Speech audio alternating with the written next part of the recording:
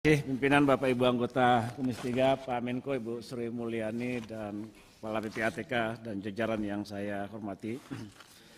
Saya sambung dengan Pak Tobas tadi ya. Saya minta jawaban pasti dari Kepala PPATK. 349 itu nilai transaksi ataukah memang wujud secara nyata real 349 ada dana? Coba dijawab Pak. Nilai transaksi akumulasi keluar masuknya apa namanya? Itu real Pak, mutasi rekening kan? Dari awal kan kita sampaikan itu mutasi rekening. Mutasi rekening? Iya, memang dari awal kita mutasi rekening. Jadi bukan 349 itu adalah dana real yang harus dikejar. Data real, itu data real. Data real di situ, tapi... Bukan data, dana. Iya, dananya real. Uang ada. Itu, ya dana real transaksi ya? Iya. Keluar masuknya suatu debit kredit kan begitu. Benar Bapak, iya. Iya. Yang diduga ada ya, potensi. Di situ memang ada gaji, ada transaksi bisnis dan segala macam ya, memang patternnya seperti itu. Data real Pak. Iya, supaya ini ada pemahaman yang jelas di masyarakat gitu loh. Data real itu. Iya, kita ingin hasil ada forensik, kepastian hasil seperti forensik itu kami. supaya ada pemahaman dari masyarakat bahwa 349 itu adalah dana alur transaksi keluar masuk debit kredit. Kan begitu? Iya. Oke. Dari banyak pihak yang ada di dalam hasil analisis kami. Yang kami sampaikan. Gaji pegawai dan sebagainya ada di situ. Iya, yang kami sampaikan di dalam 300 surat itu. Cukup. Itu yang saya ini. Supaya ada pemahaman di masyarakat. Tidak, kan ini heboh ini, 349 ini. Ya kan begitu. Sementara yang dijelaskan oleh Ibu Sri Mulyani tadi, itu sangat jelas sekali secara detail betul ya. Surat-surat yang yang disampaikan oleh PPATK ya, ada 300 surat, 200 surat ke Kementerian Keuangan, 100 surat ke aparat penegak hukum dan hampir semua ditindaklanjuti oleh Kementerian Keuangan. Kan begitu. Sehingga menurut saya dengan 349 yang disampaikan ke publik ini seakan-akan bahwa ini ada dana penyelewengan kan begitu yang harus dikejar kan. Nah, ini yang harus diberikan pemahaman seperti itu, Pak. Ya, supaya masyarakat tidak disesatkan dengan informasi-informasi yang tidak berdasar juga kan begitu. Nah, saya sambung dengan Pak Tobas tadi ya.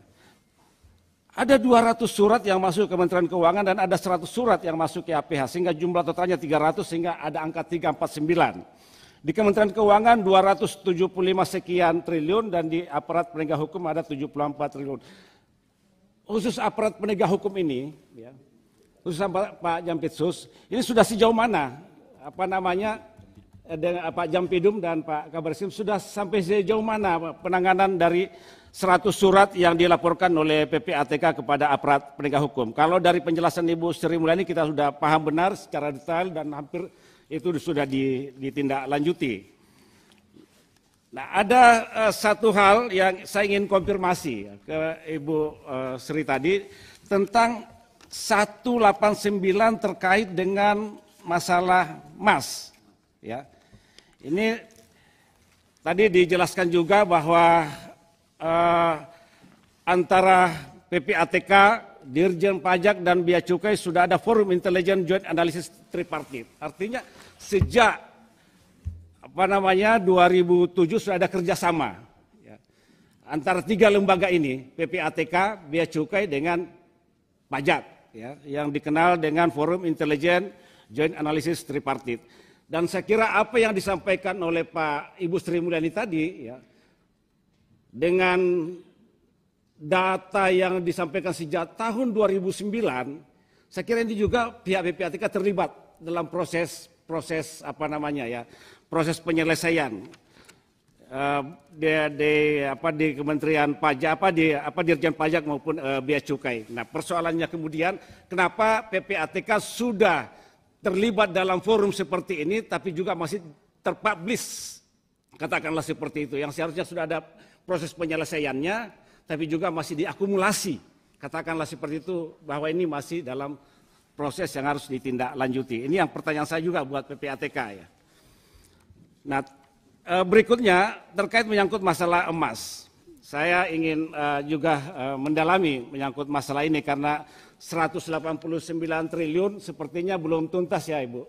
Ya, Bu Sri tadi walaupun ini sudah ada keputusan tetap ya dari pengadilan, akan tetapi masih akan ditindaklanjuti dengan proses-proses hukum yang dengan peranata-peranata hukum yang terbuka untuk itu.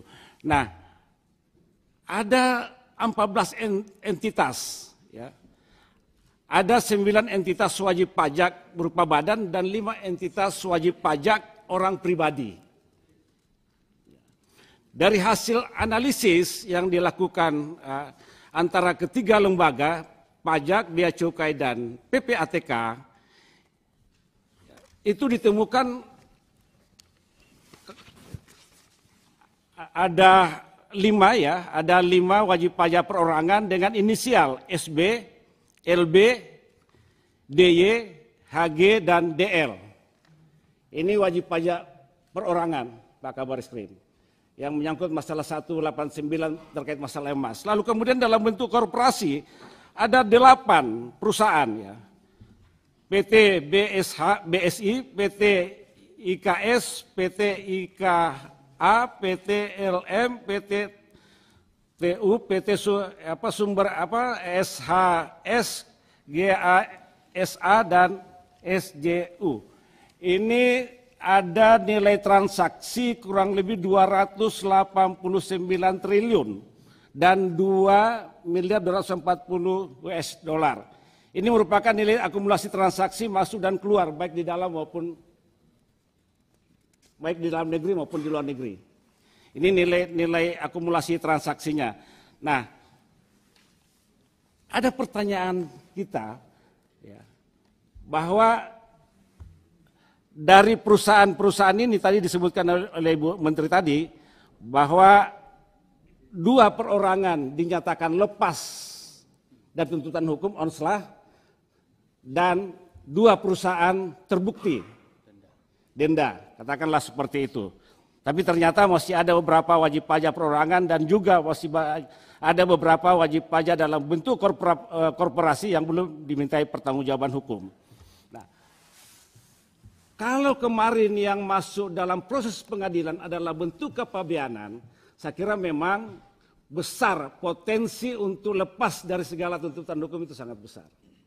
Akan tetapi ketika Pak Kabar Eskrim, Pak Jampidum, atau KPK lewat aparat penegak hukum menelusuri tentang illegal mining. Ini sangat mudah, Pak. Dari mana mereka dapatkan emas yang diekspor dalam bentuk, katakanlah dalam bentuk perhiasan, dan bahan bakunya masuk ke dalam negeri yang tidak sebanding ekspornya dengan impornya, kan begitu. Apakah perusahaan ini punya lahan tambang? Kan sangat mudah ditelusuri. Apakah dia dapatkan dari peti-peti, katakanlah koridor-koridor yang bermain di tambang-tambang emas? Ini kan sangat mudah ketika kita telusuri tentang illegal miningnya, bukan menyangkut masalah kepabeanannya. Ya kan begitu. Nah, saya dorong ini Pak, aparat penegak hukum untuk menelusuri ini. Ada 9 entitas perusahaan yang saya sebutkan tadi. Saya ngambil inisial Pak, karena ini saya juga masih dengan pasal 11 tentang Undang-Undang nomor 8 ini. Tapi nama perusahaan dan orangnya ada di sini Pak. Saya tahu, ini ada namanya. Kalau Pak Kabar Eskrim kita kasih. Supaya dipanggil ini 9 perusahaan dan 5 orang wajib pajak. Oh Satgas, Pak Menko ya. Oh iya. Tapi saya kira tidak tepat Pak Satgas. Masa persoalan dalam rumah akan diselesaikan oleh orang yang dalam rumah itu sendiri. Saya kira lebih tepat kalau diselesaikan lewat hak angket dan dengan membentuk pansus Pak di DPR. Bagaimana Pak Kabar Eskrim? KPK. Itu Pak, setuju Pak Menko Polhukam? Setuju Pak ya? Bentuk angket. Pak Menko setuju. Kita bentuk angket dengan pansus supaya ini kita bisa lakukan proses penyelidikan terkait menyangkut masalah 349 dan 189 triliun. Ini yang kedua ya, saya dorong itu Pak, lewat aparat penegak hukum, ada 9 entitas perusahaan dan 5 wajib pajak perorangan untuk menelusuri menyangkut masalah illegal mining. Ya. Berikutnya ya, di akhir saya saya juga melihat memang sumber datanya sama. Tapi kalau lihat dari breakdown-nya memang sangat berbeda. Satu melihat dari perspektif politik boleh jadi, satu melihat perspektif keuangan boleh jadi, kan begitu. Sehingga memang beda. Ya kan begitu. Kalau melihat angka-angka itu dari sisi politik, orang politik melihat Pak Saroni itu beda, Pak. Dengan orang keuangan beda. Jadi walaupun sumber datanya sama, kan begitu. Kenapa, Ben? Iya, lihat jasnya Pak Roni juga beda, kan begitu.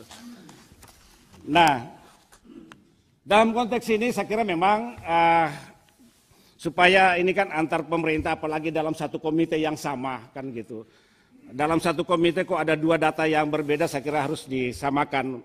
Walaupun sumbernya sama, tapi paling tidak ada suatu kesamaan supaya masyarakat pun, kita pun juga bisa paham ya bahwa memang dari data-data yang ditampilkan itu betul-betul mencerminkan bahwa ini ada suatu hal yang memang harus diungkap secara transparan dan akuntabel. Pak Saroni saya kira untuk sementara itu, ya, Pak Menko setuju untuk dibentuk hak angket lewat pansus. Terima kasih. Assalamualaikum warahmatullahi wabarakatuh.